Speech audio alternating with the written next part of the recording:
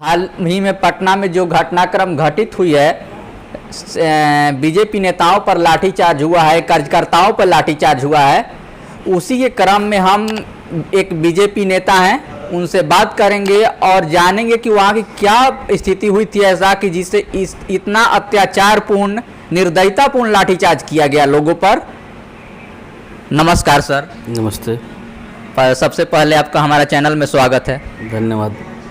अपना शुभ नाम बताइए सर। राजेंद्र तिवारी नाम हुआ, भारतीय जनता पार्टी के प्रदेश कार्य समिति के सदस्य हैं, लोकसभा औरंगाबाद के प्रभारी। सर सबसे पहले आप ये बताइए कि आप भी गए थे उस प्रदर्शन में शामिल होने के लिए? जी बिल्कुल। क्या हुआ था, ऐसा क्या हुआ था कि पुलिस इतना आक्रोशित हो गई, इतना आक्रामक लाठीचार्ज सबने देखा, पूरे देश ने देखा, पूरे राज्य ने देखा कि ऐसा क्या हुआ कि इतनी आक्रामकतापूर्ण लाठीचार्ज हुई? ये पुलिस का दोष नहीं है, ये सरकार की फेल्योरिटी है और ये केवल भारतीय जनता पार्टी के कार्यकर्ताओं पर लाठी नहीं चला है, बिहार के पूरे आम आवाम पर लाठी चला है। आपने देखा होगा कि भारतीय जनता पार्टी के प्रदर्शन से पहले यहाँ के शिक्षकों पर लाठी चला था और जितने भी तरह के संस्था बिहार में जो कार्यरत हैं, जिन लोगों ने पटना में प्रदर्शन करने का काम किया, जिन लोगों ने सरकार से सवाल पूछने का काम किया, उन सभी लोगों को सरकार के इशारे पर बर्बरतापूर्वक कार्रवाई की गई। ये सरकार की तुगलकी फरमान का नतीजा है।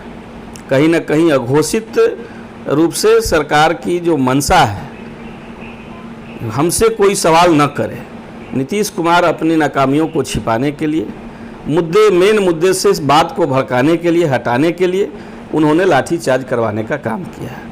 आपने सर इतने बड़े राजनीतिक कैरियर में कभी ऐसा देखा कि इतना क्रूरतापूर्ण लाठीचार्ज हुए हैं, टीयर गैस भी छोड़े गए हैं, लेकिन इतना क्रूरतापूर्ण लाठीचार्ज अपने कभी राजनीतिक कैरियर में कभी देखा?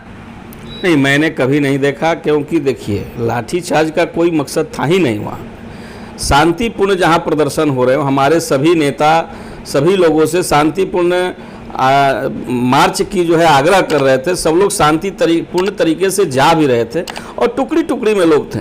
ऐसा भी नहीं था कि कोई उसके चलते कोई अलग से वहाँ किसी प्रकार की कोई अव्यवस्था हो। लोग टुकड़ी टुकड़ी में जा रहे थे और सबको जो है घेर घेर करके पीटने का काम पुलिस ने किया है और काफ़ी बर्बरतापूर्वक लाठीचार्ज हुआ, जिस लाठीचार्ज में हमारे पार्टी के कार्यकर्ता, हमारे एक नेता की हत्या भी हो गई और काफ़ी उससे हम लोग मर्माहत हैं, दुखी हैं। और नीतीश कुमार जी को सत्ता से हटा करके उनका जो संकल्प था विजय कुमार सिंह जी का, उन संकल्प को हम सभी पूरा करेंगे।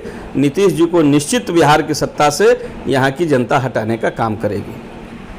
विपक्ष की ये कहना है कि आप लोग चाहते थे कि इतनी बर्बरतापूर्ण लाठीचार्ज, आप लोग चाहते थे कि सरकार की बदनामी कराने के लिए ऐसा घटना घटित हो जाए ताकि लोगों को गलत मैसेज दिखाकर सरकार की बदनामी कराई जा सके। हम शिक्षकों के मुद्दे पर गए थे, तो क्या शिक्षकों को वेतनमान देना, शिक्षकों को नियमित करना, बिहार से बाहर के शिक्षकों को जो इन्होंने पिटारा खोला है, भर्ती तो इनको करना नहीं, केवल ड्रामा करना है। तो बाहर के शिक्षकों को आमंत्रित करना, यहाँ के जो शिक्षक हैं उनको आप वेतन नहीं देते हैं, यहाँ के शिक्षकों को नियमित नहीं करते हैं, और यदि इन सभी विषयों को लेकर के हम पटना में आंदोलनरत हैं, तो क्या हम सरकार को बदनाम करने गए हैं?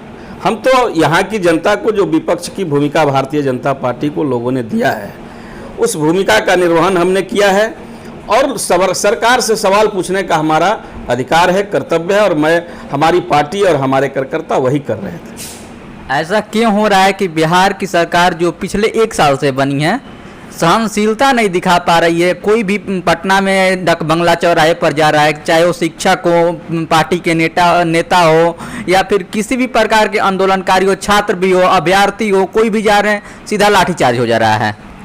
सरकार को जनता के सामने फेस करने की हिम्मत नहीं है। दूसरी बात यह है कि ये अपने वादा से मुकर गए। इन्होंने वादा किया था युवाओं से, इन्होंने वादा किया था यहाँ के शिक्षकों से, हम आएंगे तो नियमित करेंगे।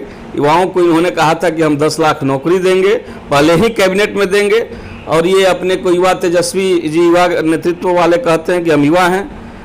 तो इस तरह से जब सरकार से लोग सवाल पूछेंगे, आपके वादे जब वादे से आप मुकर रहे हैं, तो लोग जब सवाल पूछ रहे हैं तो इनको जो है अच्छा नहीं लग रहा है, और इस नाते ये लाठी और गोली के बल पर लोगों को शांत कराने का काम कर रहे हैं।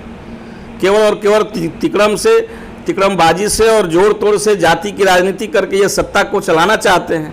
ये भारतीय जनता पार्टी या फिर बिहार की जनता यह बर्दाश्त नहीं करेगी।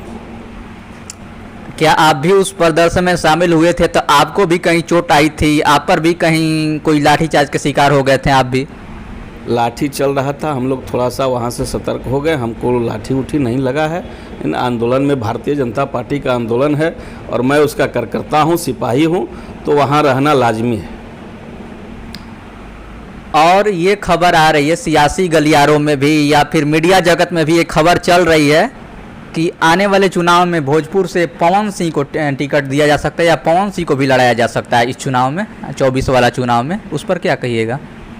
भारतीय जनता पार्टी का शीर्ष नेतृत्व यह तय करता है कि हमारा उम्मीदवार कौन होगा, और अभी तो बहुत समय है चुनाव में।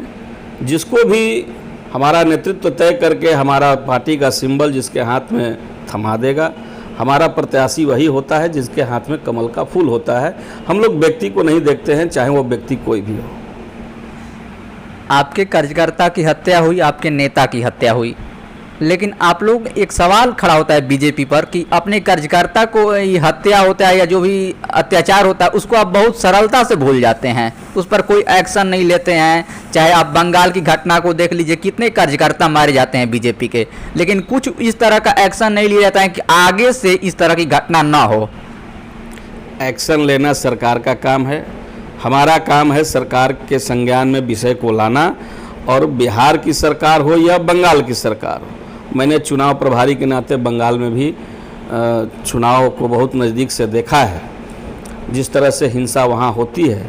और भारतीय जनता पार्टी के कार्यकर्ता इसको सहते हुए, और हम सभी यह मानते हैं कि हमारी जो शहादत और बलिदान, हम तो जन्मे ही हैं इसी के लिए। भारतीय जनता पार्टी के कार्यकर्ता चाहे कश्मीर का मुद्दा हो, बांग्लादेश का मुद्दा हो, राष्ट्रीय अस्मिता का जहां भी मुद्दा होगा, हमारे ऊपर जो भी अत्याचार होगा हम सहन करेंगे, लेकिन देश को टुकड़े टुकड़े में बंटने नहीं देंगे। ये टुकड़े टुकड़े गैंग को हम सभी सबक सिखा कर रहेंगे। एक दिन ऐसा आएगा कि जिस दिन भारतीय जनता पार्टी की सरकार, गांव की सरकार भी भारतीय जनता पार्टी की होगी, सभी प्रदेशों में भारतीय जनता पार्टी की सरकार होगी, और देश में तो हमारी सरकार है ही, यहाँ किसी की कोई वैकेंसी है भी नहीं। व्यक्तिगत गांव में भी आप बोल रहे हैं कि भारतीय जनता पार्टी की सरकार होगी, लेकिन ये भी आप लोग पर आरोप लगते रहते हैं कि आप जो ग्रामीण इलाके के चुनाव हैं, जो मुखिया के चुनाव होते हैं और भी छोटे छोटे जो भी चुनाव होते हैं, आप लोग पार्टी के चुनाव बना दिए। नहीं, व्यक्तिगत तौर पर कोई भी खड़ा होकर चुनाव ये लड़ सकता था, लेकिन आप इसको भी पार्टी वाला चुनाव बना दिए। अभी आप बंगाल में देखे भी होंगे। नहीं, देखिए क्या है कि पूरे देश की व्यवस्था अलग अलग है। बिहार के अंदर जो पंचायत चुनाव होता है उसमें पार्टी नहीं लड़ती है, लेकिन कई प्रदेश ऐसे हैं जहां पर हमारा पार्टी सिंबल अलॉट होता है, पार्टी के समर्थन से प्रत्याशी घोषित होता है। उन सभी जगहों पर हम चुनाव लड़ते हैं। देश बहुत लंबा है, सब जगह की परिस्थितियां अलग अलग हैं। इस नाते मैंने कहा कि जिस दिन हमारी सरकार बिहार के अंदर आएगी, यहाँ भी हम पार्टी स्तर पर चुनाव पंचायतों में कराएंगे, और यहाँ भी हमारी सरकार होगी, बंगाल में भी होगी, सभी प्रदेशों में हमारी सरकारें होगी। चिराग पासवान पर क्या कहना चाहिएगा? अभी तक तो चिराग पासवान एनडीए का हिस्सा नहीं हुए हैं, क्या आने वाले दिन में चिराग पासवान एनडीए का हिस्सा हो सकते हैं? चिराग जी बहुत पहले से एनडीए के संपर्क में हैं, एनडीए के हिस्सा रहे हैं, और उनकी विचारधारा हम लोगों से कभी अलग नहीं रही है। इसलिए मुझे पूर्ण भरोसा है कि चिराग जी भारतीय जनता पार्टी का जो नेतृत्व है उसको स्वीकार करेंगे, और आने वाले दिनों में चुनाव में जो गठबंधन होने वाला है उसमें भारतीय जनता पार्टी के साथ मिलकर के और राष्ट्र पुनर्निर्माण में अपनी सहयोग देंगे। अंत में एक और सवाल लेते हैं कि यूसीसी पर आप क्या कहना चाहते हैं? जो यूसीसी की चर्चा है, यूनिफॉर्म सिविल कोड, उस पर क्या कहना चाहते हैं कि या फिर हवा बनाया जा रहा है सिर्फ कि वोट के खातिर, या लागू भी किया जाएगा? जो सीए एनआरसी की हवा बनाई गई, अंत में सही तरीके से लागू नहीं किया गया, क्या उसी तरह तो नहीं होगा इसका भी अंजाम? भारतीय जनता पार्टी जिस मुद्दे को छेड़ती है उसको छोड़ती नहीं। हमने जो भी मुद्दा उठाया है, चाहे राम मंदिर का मुद्दा हो, 370 का मुद्दा हो, हमने उसको पूरा करके दिखाया है। यही लोग हैं, यही विपक्ष के लोग हैं जो कहते थे कि राम मंदिर का निर्माण होगा तो पूरे देश में आग लग जाएगा, और बड़ी सहजता से, सरलता से हमारे नेतृत्व ने उसको स्वीकार किया और एक स्वच्छ वातावरण में राम मंदिर का निर्माण भी हो रहा है। 370 को हमने हटाया। इसी तरह से जो ये कॉमन सिविल कोड है, ये देश की आवश्यकता है, इसलिए मुझे पूर्ण भरोसा है कि इन नेताओं के चक्कर में लोग नहीं पड़ेंगे। और जिनको भी देश से प्रेम है, मैं समझता हूं कि केवल मैं नहीं, वो चाहे किसी भी जाति बिरादरी के लोग हैं, किसी भी धर्म के लोग हैं। कुछ नेता हैं जो अब कहते हैं आपको कि ये यूनिफॉर्म सिविल कोड नहीं है, ये हिंदू सिविल कोड है। आप समझ सकते हैं हम किसके बारे में बात कर रहे हैं, उस पर क्या कहना चाहिएगा? नहीं, ये तो देखिए, यूनिफॉर्म सिविल कोड है, एक देश एक कानून, तो उसमें हिंदू भी आते हैं, मुसलमान भी आते हैं, सिख भी, ईसाई धर्म सारे लोग आते हैं। उसमें बांटने की कहाँ बात है? वो तो एक देश में एक कानून लागू होना है तो सबके लिए लागू होगा। वो चाहे राजा, रंग, फकीर सब है, सबके लिए एक कानून होगा। लेकिन ये भी कारण है कि आप विश्वास में क्यों नहीं ले पाते हैं? जो भी कानून लाते हैं एकदम पूरा उसका विरोध होने लगता है। आप यूसीसी ला रहे हैं, क्या इसका भी विरोध नहीं होगा एनआरसी सीए की तरह? विरोध तो राम राज्य में भी हुआ था, और ये तो लोकतंत्र है, ये तो खूबसूरती है, लोग अपनी बातें रखते हैं, इसको विरोध नहीं कहना चाहिए। लोगों को अपनी बात रखने का अधिकार है, हक है। सदन के अंदर भी, सदन के बाहर भी लोग अपनी बात रखते हैं, और लोकतंत्र में लोकतंत्र मेजॉरिटी से चलता है। और जब कानून बनता है तो उसमें 2/3 बहुमत से ज़्यादा होने पर उसको पास किया जाता है, लोकसभा में भी और राज्यसभा में भी। और मुझे पूरा भरोसा है कि वो चाहे पक्ष हो विपक्ष हो, सभी लोग मिल करके ये जो कानून है, जो देश हित में जो कानून है, इसको पूरा करने का काम करेंगे। बिल्कुल, आने वाले समय में देखना होगा कि क्या यूसीसी का क्या स्वरूप होता है, किस रूप में आता है और कब तक लागू होता है। ये इस विषय पर तो आगे बात होती रहेगी, लेकिन अभी के लिए इतना ही। धन्यवाद सर, आपने हमारे लिए इतना टाइम निकाला, और आगे भी आपसे बात होती रहेगी। धन्यवाद शुभम जी।